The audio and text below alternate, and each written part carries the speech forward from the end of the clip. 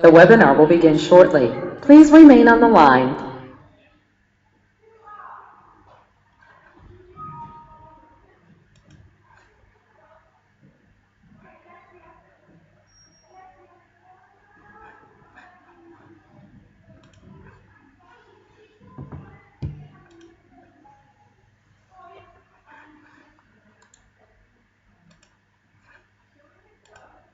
Mode. Hello everyone, thank you for joining us for the latest in our series of COBIS webinars. Today's webinar is titled Developing Mastery for Mathematics in the Primary Classroom in association with Rising Stars, and it's bound to be an informative session for primary maths coordinators, head teachers, numeracy leaders, middle leaders, key stage leaders and classroom teachers. My name is Hannah and I'm an intern here at COBIS head office in London, and I'll be facilitating the webinar today. We're delighted to have listeners from schools in Brazil, Amsterdam, India, Cairo, Dubai, and many more, so welcome to you all. Today's webinar will explore the concept of mastery, which has recently become a buzzword in education. But what does mastery actually mean? This webinar will explore what mastery is and what it looks like in the classroom. It will examine the implications of teaching for mastery in mathematics and how this approach can support all children to achieve in mathematics. By the end of this webinar, you should be able to better understand the principles and pedagogy of mastery in mathematics, the feature of a mastery in mathematics curriculum, and much more. The webinar will be presented by Maria Rundle, who specializes in assessment and mathematics. She began her career as a primary teacher and has taught both Key Stages 1 and 2. She was a national strategies consultant supporting whole school improvement and has led a team of Key Stage 1 moderators to support statutory moderation in many schools. Maria is passionate about mathematics education and has worked with many teachers and other education professionals to improve outcomes for children across the UK. As ever, this webinar will be recorded and sent to all those who have registered. Both the recording and the presentation will be sent out tomorrow. So if you're not able to stay for the entirety of the webinar, or you know a colleague who is unable to attend but would benefit from the information discussed today, don't worry, you still have another chance to listen in. If you have any questions throughout the presentation, please enter them in the question panel on your screen and I will put them to Maria at the end of the webinar. That's all from me for now, and I'd like to welcome Maria Rundle from Rising Stars. Good afternoon, everybody. Thank you for joining us. I hope that we will have an enjoyable session which will help you to achieve a clearer picture of how you can use mastery in mathematics to improve results for your children in your classrooms. Okay, so what we're hoping to do today is to make sure that we have an agreed understanding of what mastery actually means so that we can be sure that we are achieving the best outcomes for all our pupils. We will also look at the barriers that can actually stop children from achieving mastery and how we can remove these for our pupils and make sure that it's achievable for all children, not just those who find mathematics easy.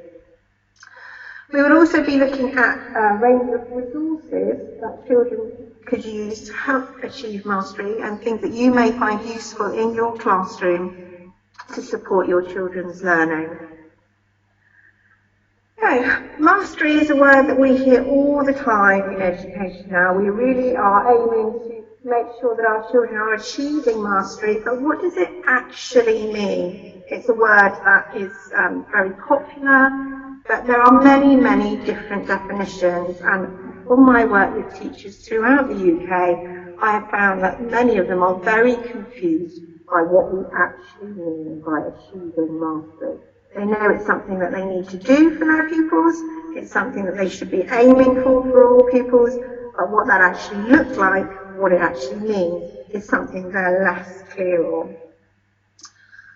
So, the following definition is actually taken from some work done by the Maths Hubs in the UK, which are working to establish an agreed definition of what mastery is. So sometimes it's helpful to think what we actually understand by mastery of something as an adult. So if we think about something that we might learn to do and whether we can actually master it, what does that really mean for us? Well, first things first, we have to learn how to do whatever this thing is, whether it is a skill, whether we are learning to drive a car, for example, is a common example that's given. So when you first learn, it takes a long time to get the hang of doing all the different components that are necessary to be able to drive a car.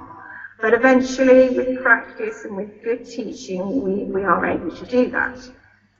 And once you've learned to drive and you've passed your tests, then you start driving more and more, and actually the skills that you have learned in learning to drive your car become automatic.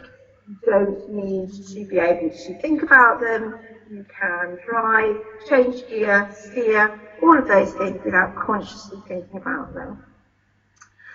As we become more experienced, we become even better at this thing. So, for example, if we think of another skill, for example, perhaps learning to paint pictures or decorating, or perhaps another type of craft activity, the more we do it, the better we get. So we become able to tackle more difficult and more complicated activities and projects, and we become really, really very good at those things. And finally, we can actually show somebody else how to do it. So when we get older and we have children of a certain age, we maybe start to learn to teach them to drive as well. Or we share our skills at a certain craft or artistic activity with friends or colleagues. And that's how we really know, I can show you how to do this now because I have mastered this. Okay?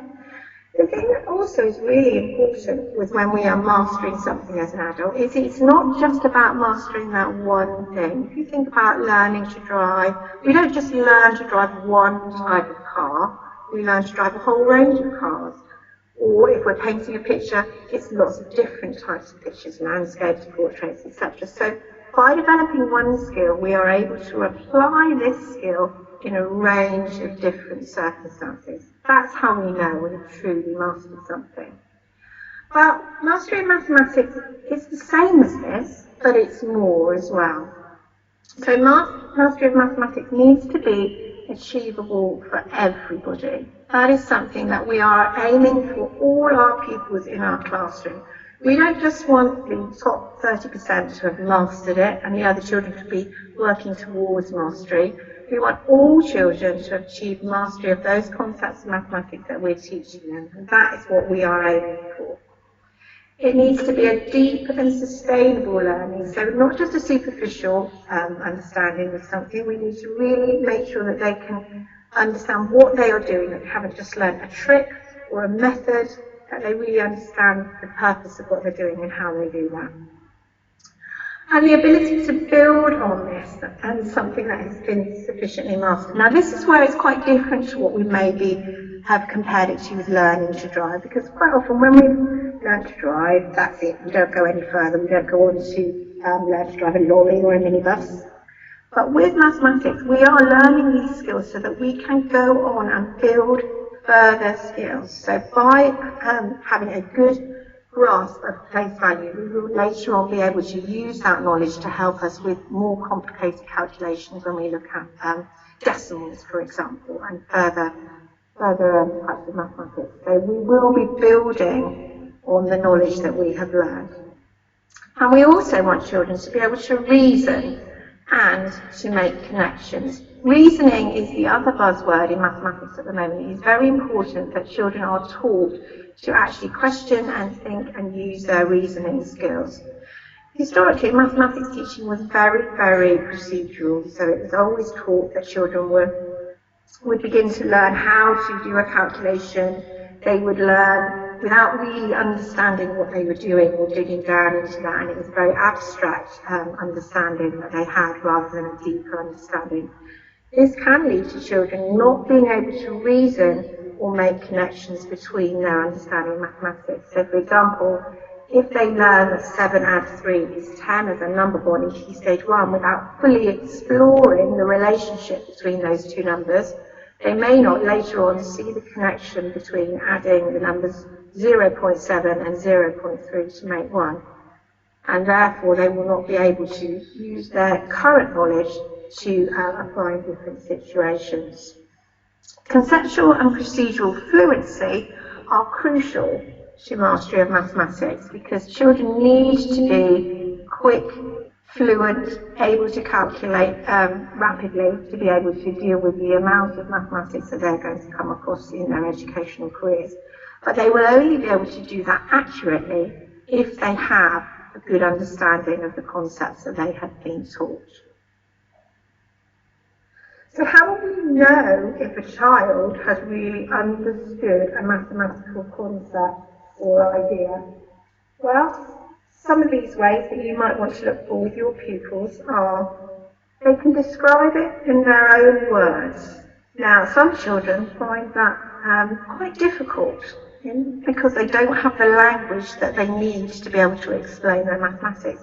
So with younger children in particular, you may find that they want to draw you a picture, or they may want to show their idea of how they can explain their mathematics. So it may not always be in words, it may actually be representing in a different way. So for example, they may use a concrete resource, they may use counters or something similar to show you how they understand the concept of mathematics. And we're going to look at some examples of these later on in this webinar. They will be able to explain it to someone else. So they can actually tell another child, oh, this is how I did this, this is why I did that, and help another child to understand. And by being able to verbalise their learning, you can get a good understanding of whether or not they have actually understood a mathematical concept. They can make up their own examples and non-examples of it. So they can show you the type of mathematics that fits into an idea that they're doing, and other mathematics that doesn't follow that pattern. Both of those are really important because children sometimes can cope very easily with questions that they're given by their teachers, but find it very difficult to apply that knowledge to other types of mathematics or recognise that mathematics when they see it again in a different context. I've mentioned before the importance of being able to see connections and make those links between other facts and ideas in mathematics. And children who understand a mathematical concept well will be able to do that easily. As we said before, recognising it in new situations is something that children sometimes find very difficult and can be incredibly frustrating for us as teachers, particularly if you've taught something very recently. When you then come back to look at that concept again, the children have very poor recall or memory of what you've done and are unable to apply the knowledge that they've learned before. They will be able to use their skills in different situations as well. So they may be able to use maths in problem-solving situations as well as just in pure calculations. So mastery is a continuum. This is very, very important for us to think about as teachers. It's not something that everybody will be in the same point at along in a classroom. So at the very, very early stages of this continuum, you will have children who are completely lacking in knowledge and confidence. They won't have any idea about the mathematics that you're going to be teaching them, and they will struggle to even verbalise their lack of understanding. As they move along, they will gain in confidence and begin to develop fluency in problem solving. Ultimately, we're aiming for the end of this continuum where they will be able to teach other children how to do a particular area of mathematics. In a classroom, you are going to have to meet children who are all at different stages along this continuum. One of the most helpful analogies that I've heard for this continuum is to think about children learning to swim. In a swimming pool, if you would have a class of children in there, you would have children who were non-swimmers, who were scared to take their feet off the bottom, who were splashing around and were very, very nervous, just beginning to learn to swim. In the same swimming pool, in the same class, you may have children who were able to perform very complicated swimming strokes, swim without any buoyancy aids, were able to dive, and were very confident. But they are all still learning to swim. So within that actual idea, we have in mathematics children who are very, very nervous and are beginning to experience a new concept, and children who are very, very confident within that concept, and of course all the children in between. Ideally, we will be addressing those children's needs in different ways, but they are all still learning that same area of mathematics. So, Let's break this down into a little bit, because mastery is a big word and it covers a lot of different areas. So we could be talking about a mastery approach. So how we deliver our lessons, is this what we're doing? Are we adopting a mastery approach? Are we teaching a mastery curriculum?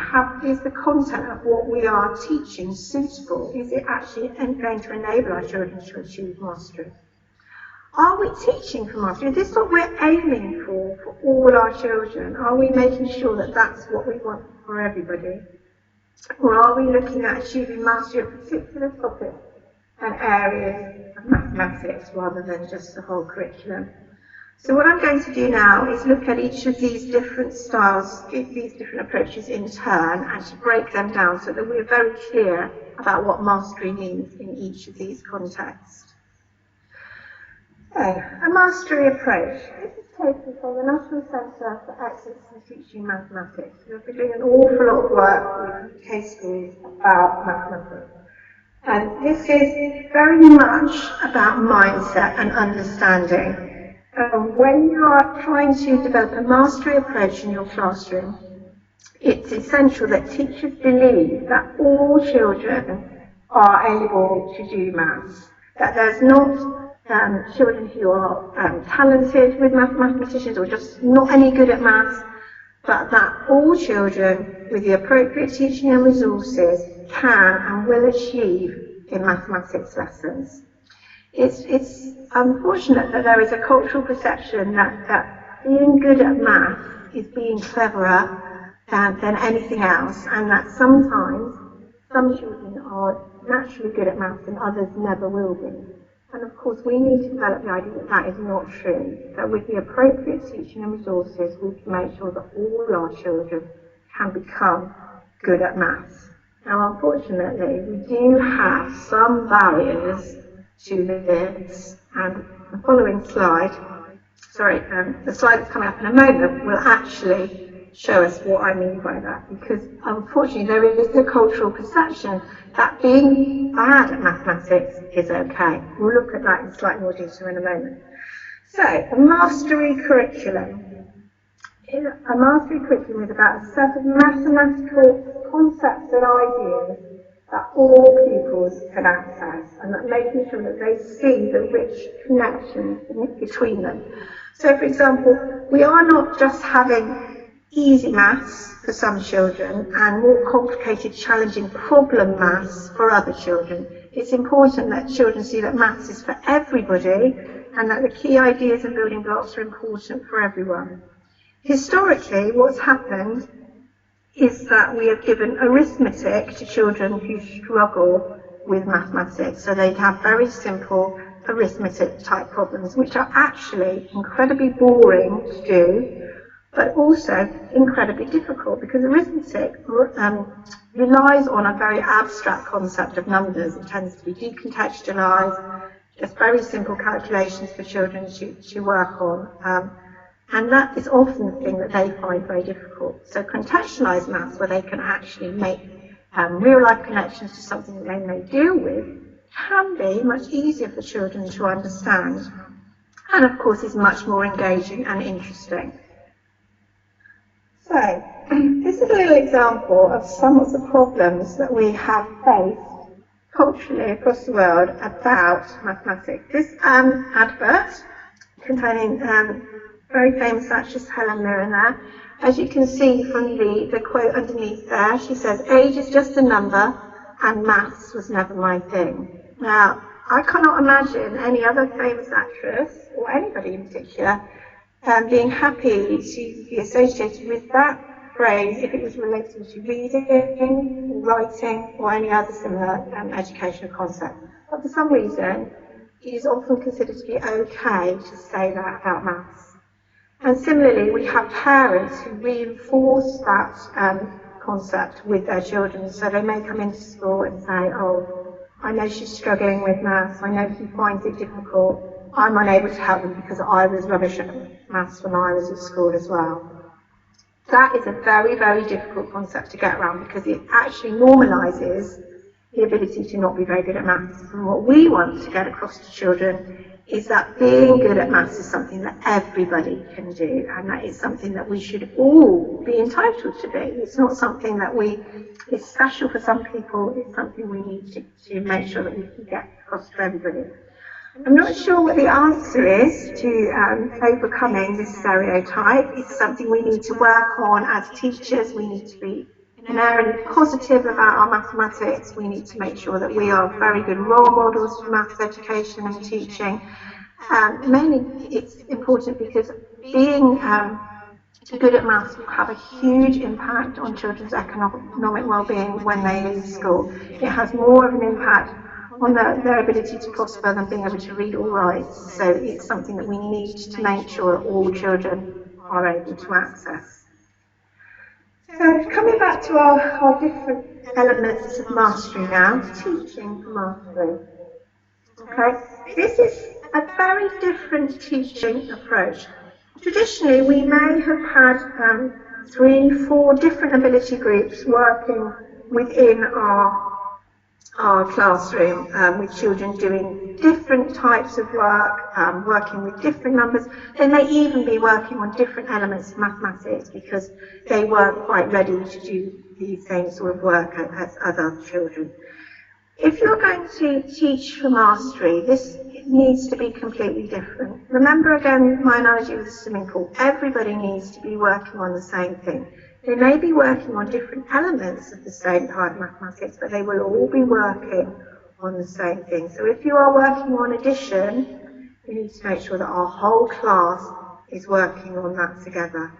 Now, how we achieve that, because we will obviously have children who are at different points in their learning, we will look at in closer detail later in the webinar. But it is very important that we are all moving together on the same topic and at the same time addressing the needs of all pupils if we are going to achieve mastery. So sometimes it's helpful to think what mastery isn't. Mastery is not just being able to memorise key facts. It's not something that can just be relied on for memory. Often children who do have very good memories excel in mathematics, but sometimes it is purely that they have good recall rather than good understanding, and that is not mastery. Mastery is being able to understand, being able to know why as well as how to do something, because that is the skill that will ensure that our pupils can actually apply their knowledge in different situations and in new problem-solving situations as well. So that is very, very important. I mentioned earlier the National Centre for Excellence in Teaching Mathematics. Well, they've actually done some research into the Key Stage 1 and Key Stage 2 tests that have taken place in the UK. And they've looked at the results that the children who did particularly well in these tests. And by unpicking and analysing the questions, what they've discovered is that children who, as they say, notice things or make connections did far, far better in these tests than children who did not. So they were able to look at how children approached the different questions, what skills and knowledge they use, and those children who could make links between different areas of mathematics and apply knowledge and notice easier ways or connections between two types of numbers did much better overall. So that's something that we really need to develop with our children. So why are we doing this? Why is it important to have these different approaches to the curriculum? Is it important for us as teachers, or is it important for us as a school? I think it's something that we need to go back and look at, because mastery cannot be taught in isolation. We need to make sure that all our teachers of mathematics are making sure that they are working towards achieving mastery for their pupils, so that it continues throughout a child's school career, so that they maintain that learning and skills and development into their secondary career and later on as they continue their education. It's very important that we do not limit the access to the curriculum for children, so that they do not just have a very narrow mathematics curriculum where they focus just on arithmetic or basic skills, but that we show them the joy and wonder that is within mathematics, and that they can access those and have the skills they need to access them. So, what does a mastery approach actually look like? Well, in a classroom, a teacher is aiming to achieve mastery. It's going to look very different than it may have looked traditionally. There will not be the same sort of ability groupings within the class. Children may be working in different groupings throughout the day. There will be no differentiation in the content taught, so children may all be working on exactly the same problem, but they will have different ways of accessing that content themselves. So, for example, what they may be doing, I'm moving through quickly, is using precise mathematical vocabulary. That is very, very important, that the teacher is using that correct vocabulary all the time and making sure that children have access to that so that they can talk and explain their mathematics to each other and to themselves. They'll be thinking about differentiation in new ways. So, for example, rather than just making the numbers smaller and bigger, which has often been the way that people have differentiated, children will have access to resources to support their understanding. So some children may need number lines, 100 squares, concrete resources to actually enable them to access the problems that they're looking at. Other children may not need to actually access this. So they will also be working in mixed attainment groups, so that you will not have children who are necessarily at the same level of mathematics working together. You will mix them up so that they can learn from each other and talk and share their ideas together and learn that way as well. Carrying out intervention on the same day, this is often a concept which causes teachers to groan because there are only certain amounts of time during the day, and actually carrying out intervention is very difficult to fit into the same time scale. What I would suggest is that as teachers we are constantly walking around our classrooms, spotting where children are struggling and moving to intervene with them. And it is really important that that intervention takes place straight away, because research has shown that intervention carried out the next day, later in the week, will not have the same sort of impact. The children will have lost that learning that they were at the point of understanding. And it is essential that the teacher is able to step in and help them there. The final point here about using teaching assistants effectively for classroom support is something that is a controversial concept, and research has shown that actually TAs working with individual children does not improve outcomes for those children. And that, of course, is not a criticism of children, teaching assistants in any way. It's just that they are not being used most effectively. And to actually look at alternative ways of using teaching assistants throughout the classroom. So not always with the children who are struggling, perhaps using them with children who are at the point of excelling or going deeper with a concept. And it is also important that TAs have the opportunity to work with different groups throughout the week, so that they have an opportunity not to become too closely welded to a child, which means that they often find that the child becomes reliant on them and are unable to work in a more independent manner. Another way that we can support children's journey through mastery is by the use of high quality textbooks. And this is something that a lot of research has been done into, and a lot of schools are looking at investing in textbooks and using them in very different ways to how they may have been used traditionally, so that they can support children to achieve mastery. Often textbooks in the past were used in a very passive manner. Children would perhaps work through different problems on their own. They would complete calculations. It was a very isolating experience, and it was not actually something that was more of a learning experience. Textbooks today are used to support mastery by being a whole class activity. So teachers and pupils will share textbooks together and will really work together to look at problems in a very cohesive way, with lots of discussion, lots of questions, and lots of opportunity to apply the skills that they've had. There has a lot of research been done into the use of textbooks in Shanghai and Singapore, and that research has been brought over and used in this country to create a range of textbooks that follow the NCETM guidance. Rising Stars Mathematics have developed their own mathematics textbooks. There are lots and lots of different resources available within that, and they actually help to build the procedural and conceptual knowledge for children.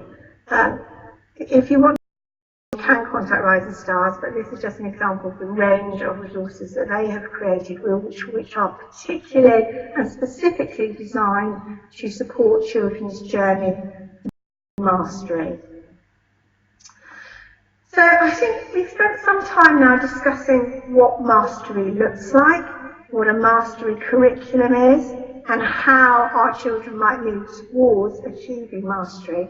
But the other thing we haven't thought about is how will we actually know when our pupils are achieving mastery? How do we know when they've got there? How do I know that all of my children have now mastered this topic and that I'm ready to move on to my next topic?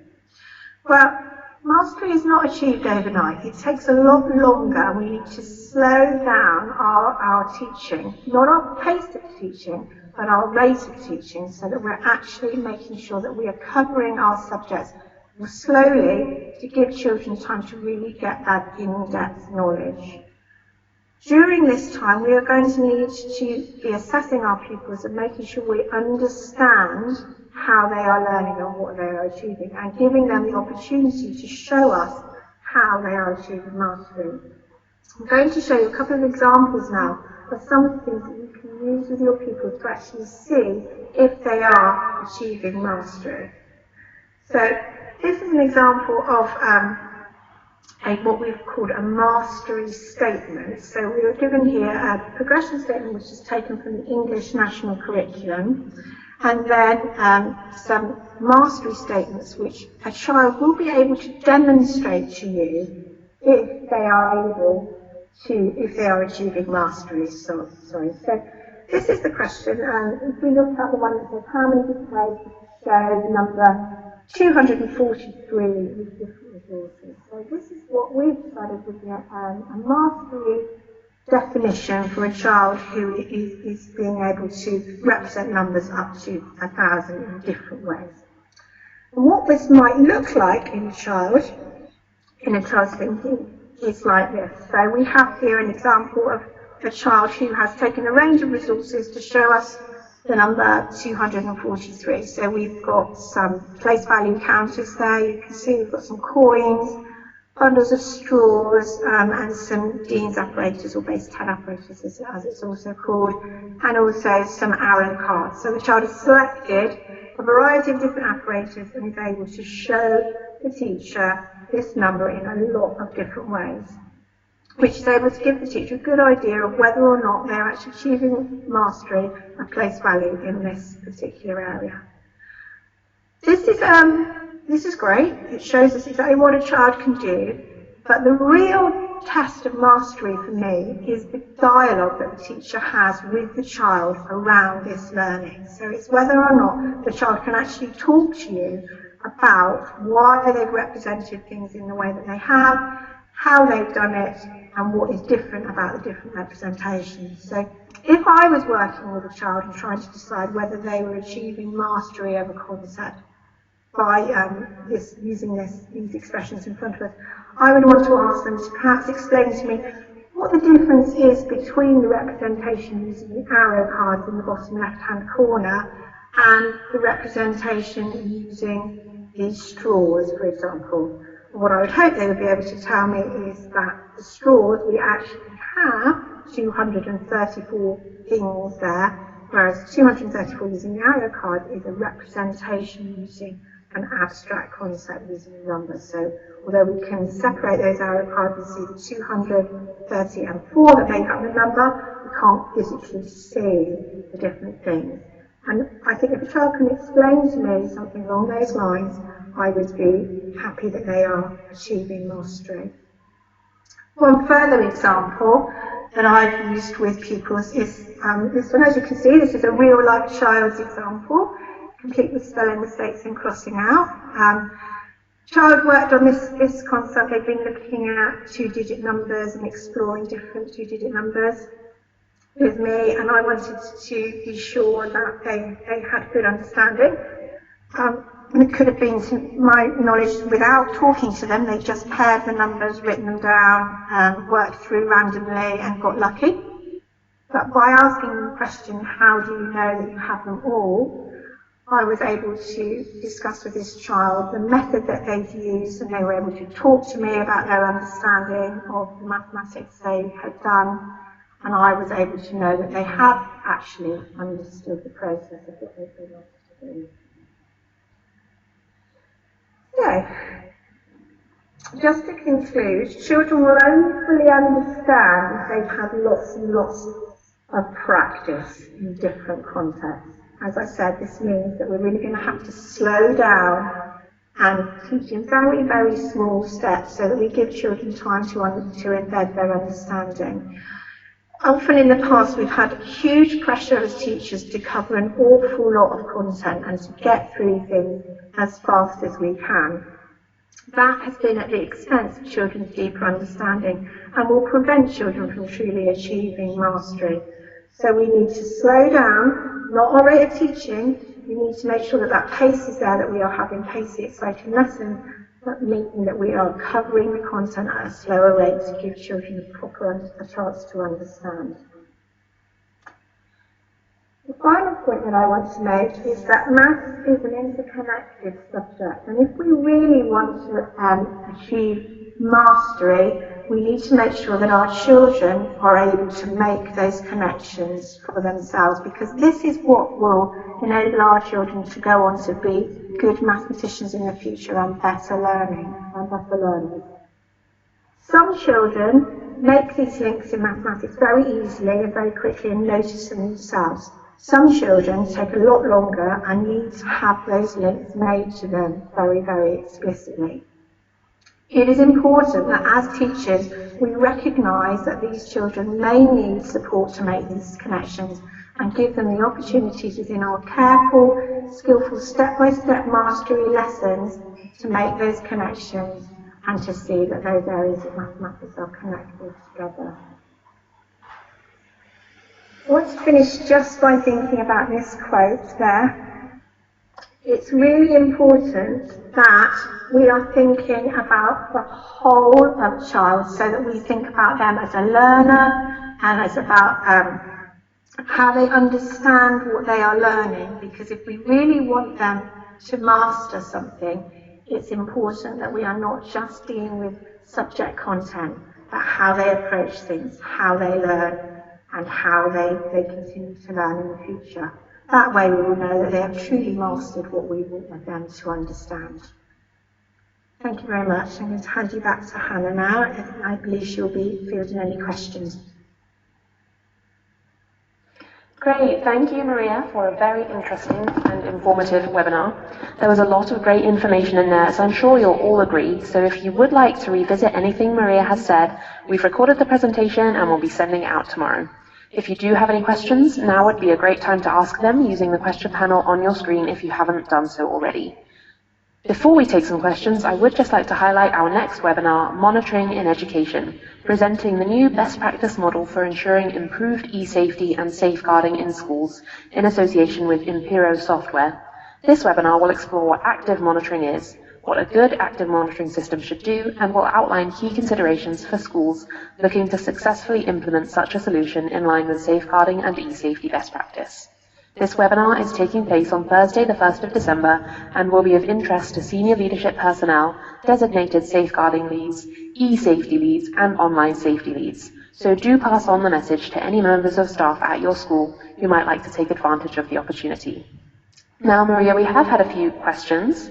Firstly, How can you engage students who seem really disinterested?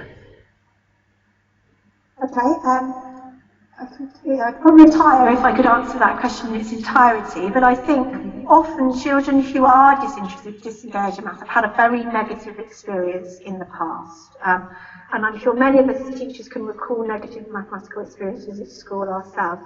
What I would recommend is making sure that they have access to some resources, either a concrete or a pictorial type resource, so that they're actually doing some maths rather than just experiencing mathematics. So I would get some practical activities going, something that they can really become involved in, which is actually fun and engaging, and that they can see the purpose for, rather than abstract mathematical concepts such as ploughing through calculations. If they have the opportunity to do this, do a bit of problem solving from a practical aspect, when they actually come to apply that in a less contextualised situation, they will be able to refer back to that and remember how it was.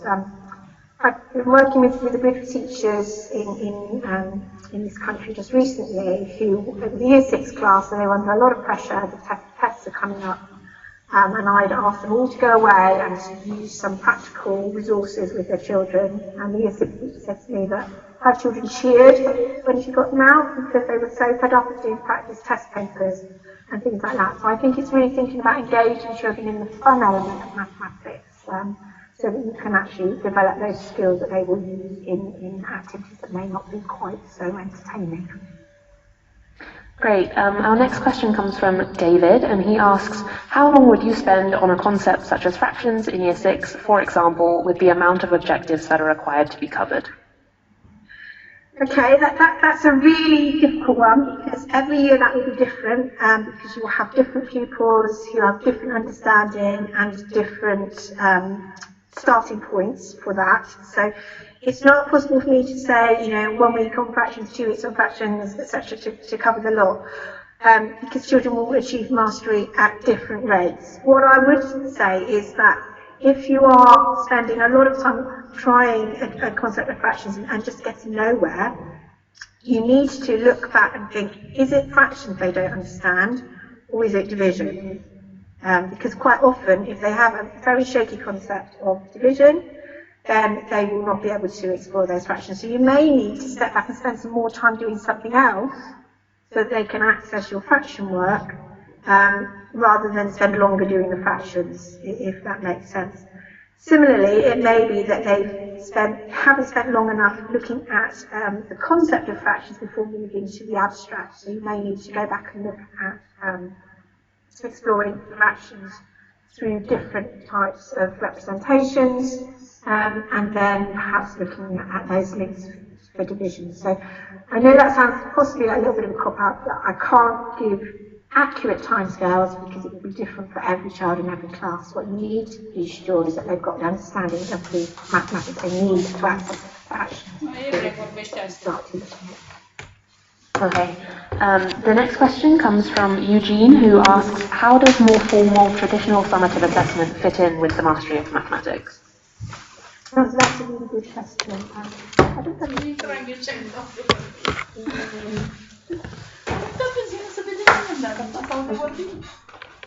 about what the National Centre for Excellence in Teaching Maths have developed the skill of making links between different areas of mathematics, which means that they can access questions more easily and are able to look at different answer different questions more easily because they apply their mathematics. What I would say from my experience of many years as a Year 6 teacher is that the reason I think children don't do very well at tests is because what we tend to do is go through things too quickly. We don't give them long enough to understand. So they have a very superficial understanding. We do our assessment perhaps at the end of the unit during the year, and 78% of our children, of course, that we're really happy to move on. But when the children meet those questions in a formal test situation at the end of the year, because they have such a superficial understanding, they're not able to answer the questions they've forgotten or they didn't really understand that outside their knowledge. So by teaching mastery, we make sure that our children have a found the understanding of the concept, so that when they do the math test several months later, they are able to access the Okay. The next question comes from Drew, who asks, how do you engage students for whom English is not their first language? Well, again, that's always going to be a challenge, something that we particularly challenges mathematics because of the variety of, or the ambiguity of language in mathematics, or the English language in mathematics. What I would say is that if we think back to very early on in the presentation, that children couldn't explain their mathematics using language, they could show you their maths. And I would look back at that slide that I showed of the different way that children, that the child had shown us these different resources. And I would come back to that again, so you're making sure that children were able to show you using a variety or a range of what they could do in mathematics, rather than if they weren't able to tell you. Okay. Our next question comes from Nazira, who asks, how do you best link mastery of math in a cross-curricular way in each lesson? Okay, yeah, well, I think mastery actually links really well to a cross-curricular approach, because one of the best ways of establishing mastery is giving children a range of situations to use an element of mathematics in. So if we were looking at mastery of addition, for example, I would try and make sure that whatever my concept or context for my curriculum was that term, that I link all my addition problems to that. So it could be, if we were looking at items for cooking, so we would look at some maths and adding those sort of things. It could be adding up a restaurant bill. So I think that is an excellent way of making sure that children are able to carry across the skills that they've learnt in a maths lesson into that cross-curricular context. It can really give you an insight into whether they're truly mastering or not. So I think it works really well for those sorts of things. Right. Our next question comes from Rupali, who said, you said the textbooks are being used in a different way now to support mastery. How are they being used? Okay, so traditionally the way we use children would work through page 3, section A, 25 questions there in isolation, hand in their book at the end of the lesson, teacher would mark that, hand it back the next day, they would move on to the next section and so on.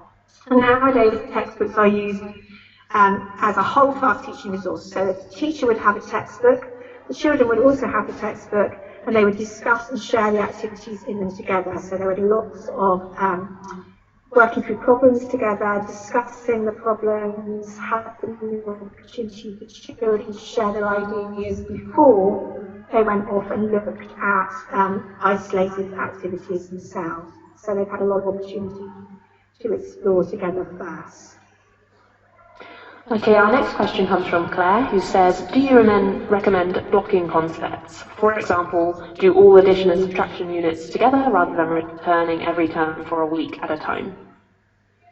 I think I would recommend doing addition and subtraction together in that way, and I think you need to make sure that children have the prerequisite skills for where you're moving them on to. So you may not want to do all of addition and subtraction in September and then not come across it until the following September, because it's not actually going to be possible to do that. What I would suggest is that when you introduce a new concept of addition and subtraction, you make sure that children are fully confident with that and have achieved mastery of it before you move on, and then give them the opportunity perhaps to revisit that in quite the near future, so that they're having the opportunity to apply the skills that they've learnt at regular intervals throughout the year. That way you will make sure that they are actually maintaining a mastery understanding rather than having a superficial understanding. So I think it's something that does need to be used over and over again.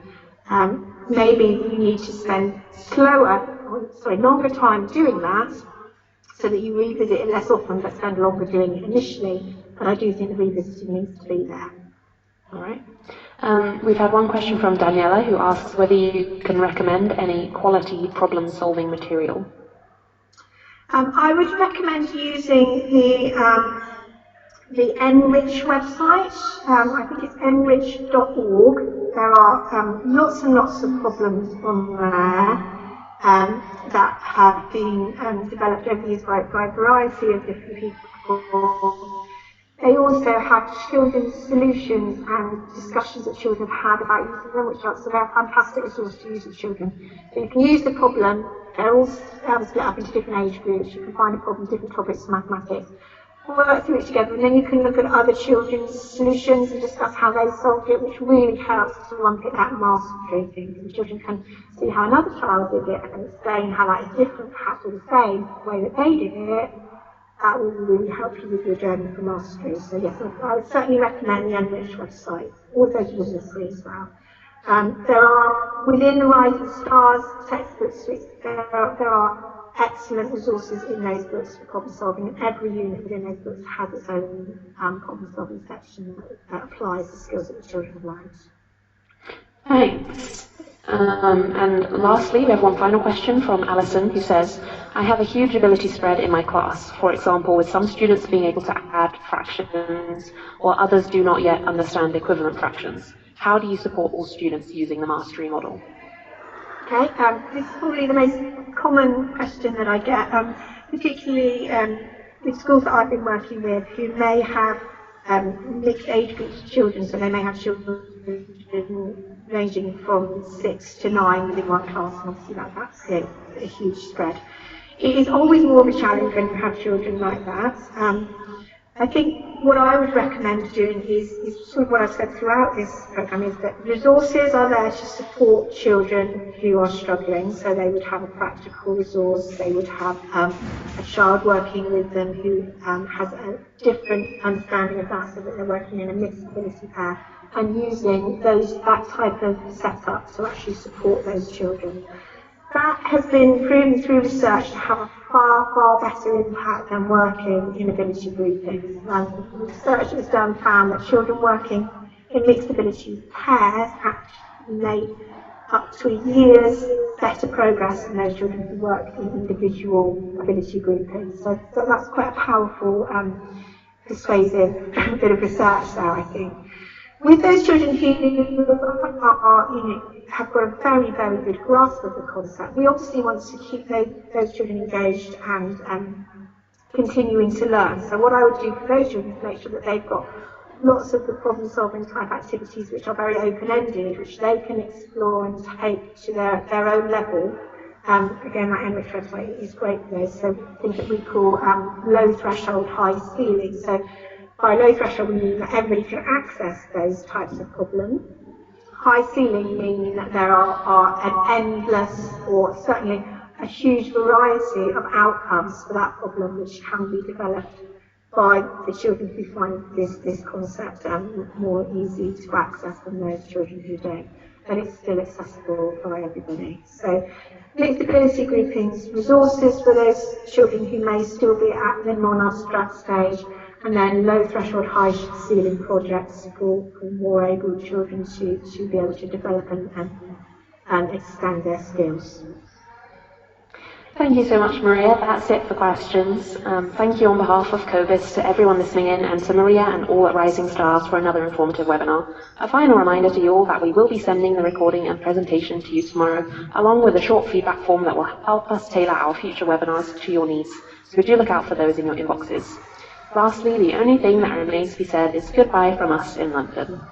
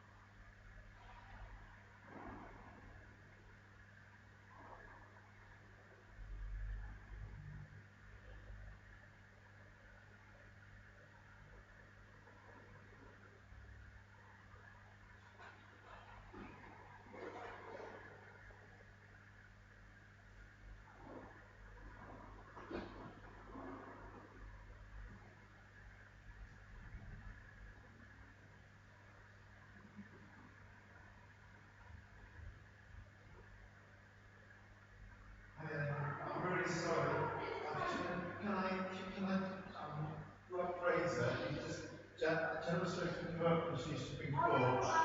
Can I grab him and come back here quickly? Do you want to set it up on my desk? I'll be with it.